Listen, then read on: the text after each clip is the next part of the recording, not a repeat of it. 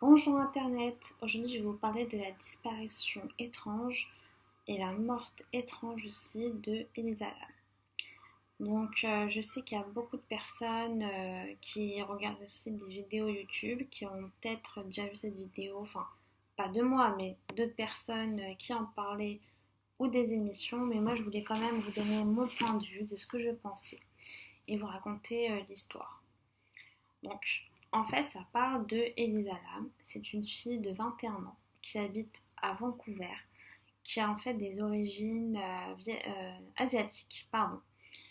En fait, elle avait un compte Tumblr, pardon, qui en fait elle montrait sur des posts que comme quoi elle était plutôt dépressive.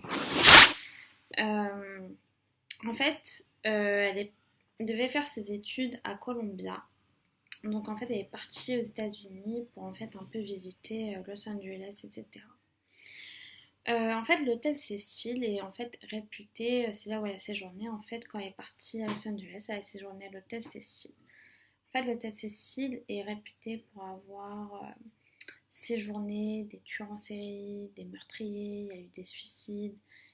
Mais aussi, il n'y a pas que, c'est aussi un hôtel, il y a beaucoup de visiteurs qui y vont pour aussi visiter Los Angeles. En fait, cet hôtel Cécile, tu peux partager une chambre avec plusieurs personnes ou tu peux l'avoir que pour toi. Alors par contre, Elisa, elle a eu avec des colocataires. Et en fait, ces colocataires ont dit que comme quoi elle était plutôt bizarre. Que en fait elle laissait des post-it où elle disait sur ces post-it please leave ou please leave me, c'est-à-dire en gros s'il vous plaît partez. Elisa Lam a été portée disparue le 31 janvier 2012. Donc les policiers ont commencé en fait un peu à inquiéter sur sa vie privée. Ils ont vu que c'était une fille qui était assez dépressive, et qu'elle avait aussi vu sur le Husting Post, ou je ne sais pas comment ça s'appelle, qu'il y avait, je crois, là, une cape d'invisibilité. Donc ils se sont dit que peut-être elle était un peu mal dans sa tête ou elle avait un problème psychologique. En fait, c'est qu'ils sont partis dans l'hôtel. Ils l'ont recherché dans l'hôtel, ils ne l'ont pas trouvé.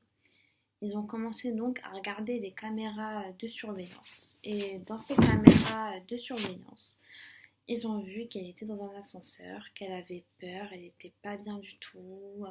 Limite, elle voulait que quelqu'un saute avec elle pour la rassurer parce qu'elle touchait des boutons partout, etc. Elle faisait des trucs bizarres avec ses mains. Vous allez voir de toutes les façons la vidéo de vous-même. Donc les enquêteurs, ils ont vu que elle était pas bien, quoi. Ils se sont demandé qu'est-ce qui se passe, pourquoi elle est comme ça, est-ce qu'elle a pris de la drogue, est-ce qu'elle a été possédée. Ils se sont posé plein de questions.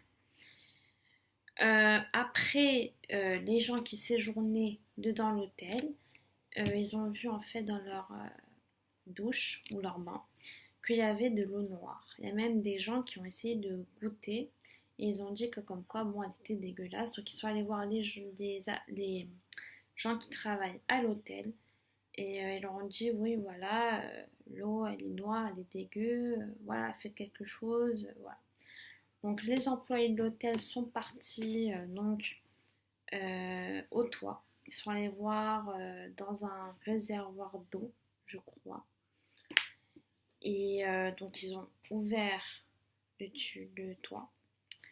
Puis ils ont vu une femme qui était allongée dans l'eau, qui était en décomposition.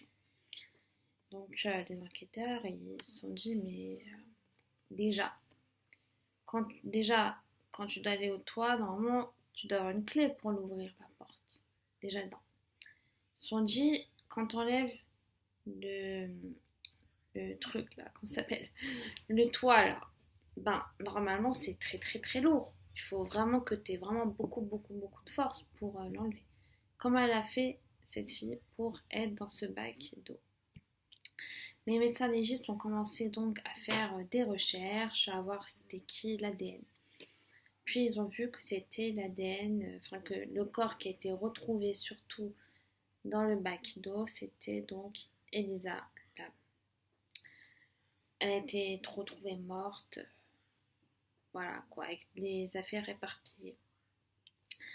Alors, les médecins légistes ont commencé à faire des recherches, savoir que si peut-être elle avait pris de l'alcool, de la drogue, mais il n'y avait pas de, il n'y avait pas de signe d'alcool ou de drogue. Voilà, alors après, les gens, ils ont commencé à faire des recherches, ils ont vu que à ce moment-là, il y avait une épidémie, je crois, qui s'appelait Elisa Lam ou Lam Elisa. Donc c'est assez bizarre, je vous l'avoue.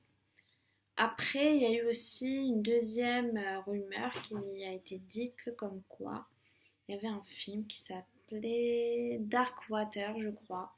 Il y a eu le film en chinois, je crois, et le film américain. Et en fait, ça parle d'une fille qui habite avec sa... Enfin, d'une femme, pardon, qui habite avec sa fille dans un appartement. Puis, dans sa baignoire, il y a de l'eau noire qui tombe. Enfin, voilà. Et en fait, ils sont allés, enfin, la femme est allée dans le toit pour regarder encore une fois le bac d'eau. Ils ont retrouvé une fille qui a été portée disparue. Donc, je ne sais pas si on peut faire le ralliement.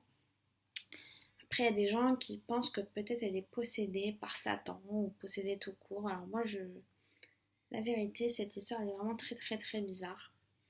Il y a des gens aussi qui pensent que peut-être il y avait un employé de l'hôtel qui l'aurait tué et qui l'aurait mis dans ce réservoir d'eau. La vérité, c'est très probable aussi. Moi, la vérité sur cette hypothèse, je sais pas du tout, parce que là, je parle pas de disparition, bien sûr, c'est plutôt c'est plutôt comment dire une morte, mais on ne sait pas, un meurtre non élucidé, voilà, qui se passe aux États-Unis, donc c'est assez bizarre comme histoire, c'est assez glauque. Voilà, voilà. Donc je voulais un peu vous raconter cette histoire. La semaine prochaine, je vais faire une nouvelle vidéo sur, par contre, une disparition. Voilà, voilà. Donc passez une excellente journée ou soirée. Et je vous dis à très bientôt. Au revoir.